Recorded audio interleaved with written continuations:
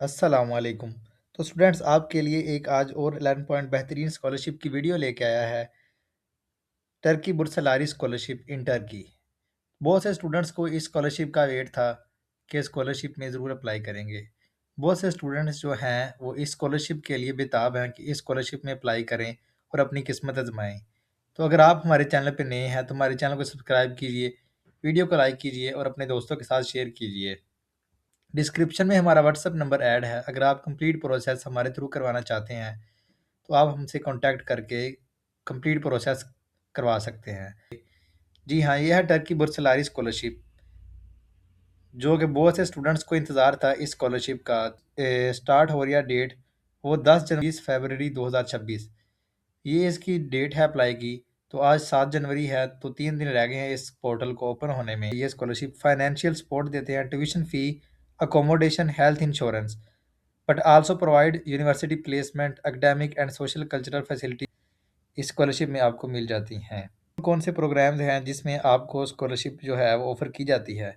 सबसे पहले bachelors programme है, मास्टर्स और डॉक्टर प्रोग्राम्स के लेवल के प्रोग्राम जो हैं, उसमें ये स्कॉलरशिप दी जाती है। तो डिफरेंट यूनिवर्सिटीज़ होती हैं जो इस स्कॉलरशिप को ऑफ़र करती हैं। हम इसमें देखेंगे आपने अप्लाई कैसे करना है, इसकी एज रिक्वायरमेंट, डॉक्यूमेंट्स की रिक्वायरमेंट्स को। तो आपको ये भी बताया जाएगा कि इस पे आपने अप्लाई कैसे करना है, आपने इस पोर्टल पे अपना जो है वो किस तरह अपने आप को रजिस्टर करना है। स्कॉलरशिप में बहुत थोड़े दिन रह गए हैं, तो आप अपनी प्रोफाइल स्ट्रॉन्ग करें। आपकी जितनी प्रोफाइल स्ट्रॉन्ग होगी उतने आपके जो है इसमें रिक्रूट होने के चांसेस ज़्यादा होंगे। तो I think Turkey Burslari scholarship is a good opportunity for those students who have good grades in recent degrees. देखते हैं हम क्राइटेरिया एंड स्कॉलरशिप प्रोग्राम। तो आप इस पे क्लिक करोगे तो आपको इधर आ जाएगा क्राइटेरिया। देखते हैं एप्लीकेशन क्राइटेरिया। अब वो स्टूडेंट्स जो बैचलर के लिए जाना चाहते हैं उनके 70% से अबव मार्क्स होने चाहिए, और जो ग्रेजुएट के लिए जाना चाहते हैं उसके उनके 75% से अबव मार्क्स होने चाहिए, और वो जो हेल्थ साइंसेज, मेडिसिन, डेंटिस्ट्री और फार्मेसी में जाना चाहते हैं उनके 90% से अबव मार्क्स होने चाहिए। अब इसमें एज क्राइटेरिया क्या है? जो है हमारे पास बैचलर की डिग्री के लिए उसमें आपकी एज अंडर 21 होनी चाहिए। तो जो है आपकी मास्टर डिग्री के लिए आपकी एज है जो वो 30 से बिलो होनी चाहिए, और जो है पीएचडी प्रोग्राम्स है उसके लिए आपकी जो एज है वो 35 से बिलो होनी चाहिए। बस एलिजिबिलिटी आ जाती है आगे। इसमें कौन कौन से कंट्रीज अप्लाई कर सकते हैं? इसमें जो है citizen of all countries apply कर सकते हैं, और इसमें वो स्टूडेंट्स भी अप्लाई कर सकते हैं इस ईयर 2026 में जिनकी डिग्री अगस्त से पहले पहले कंप्लीट होनी है। वो स्टूडेंट्स भी इसमें अपने आप को रिक्रूट कर सकते हैं। तो इसमें रिसर्चर्स और एकेडमिक्स जो हैं वो भी अप्लाई कर सकते हैं फुल टाइम स्कॉलरशिप प्रोग्राम में।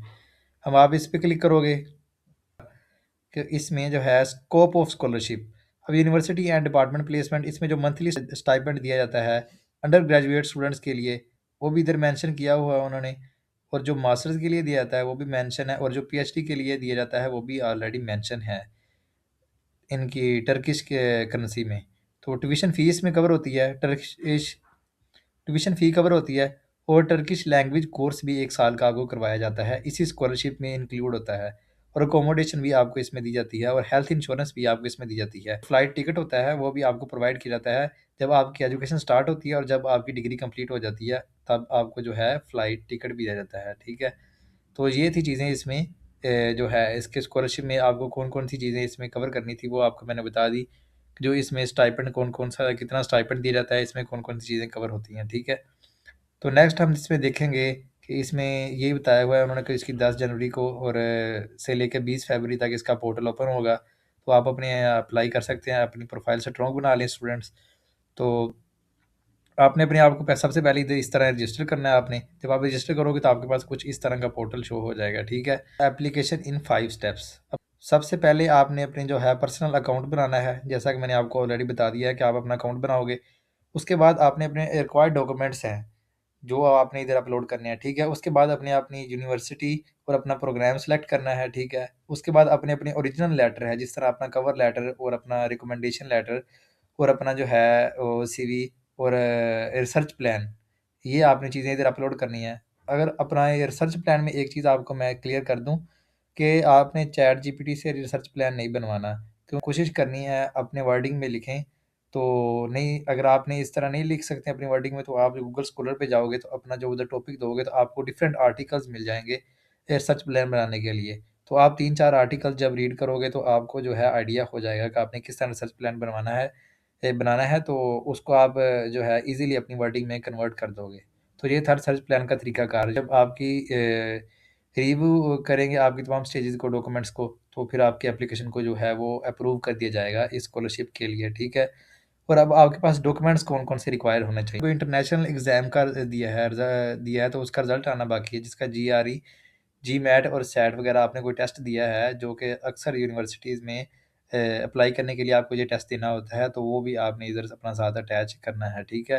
नेक्स्ट आपके पास अगर इंटरनेशनल लैंग्वेज का कोई रिज़ल्ट है, तो वो भी आपने इधर साथ पुट करना है, ठीक है? टोफेल और डीईएलएफ ये इसमें रिक्वायर हैं, ठीक है? इसमें आइल्ट्स जो है वो एक्सेप्टेबल नहीं है, लेकिन इसमें विदाउट आइल्ट्स आपका एडमिशन हो जाएगा।